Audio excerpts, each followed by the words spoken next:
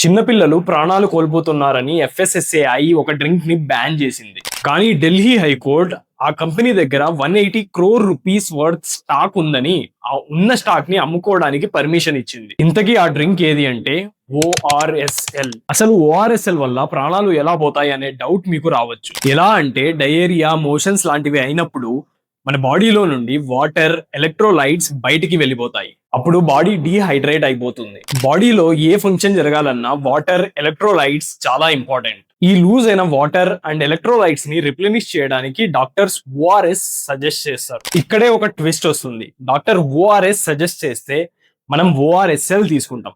ORS is different, ORSL is different. ORS అనేది WHO recommend చేసిన formula.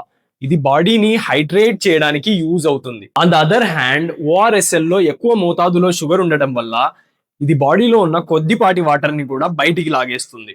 దీనివల్ల situation ఇంకా వర్స్ అయ్యి ఈవెన్ డెత్ కూడా అయ్యే ప్రమాదం ఉంది. చిన్నపిల్లల్లో ఈ సిచ్యువేషన్ ఇంకా త్వరగా వర్స్ అయ్యే ఛాన్స్ ఉంది. అందుకని ఎప్పుడన్నా డయేరియా ఉన్నప్పుడు ఓఆర్ఎస్ఎల్ బదులు WHO రికమెండ్ చేసిన ఓఆర్ఎస్ ని మాత్రమే కన్జ్యూమ్ చేయండి.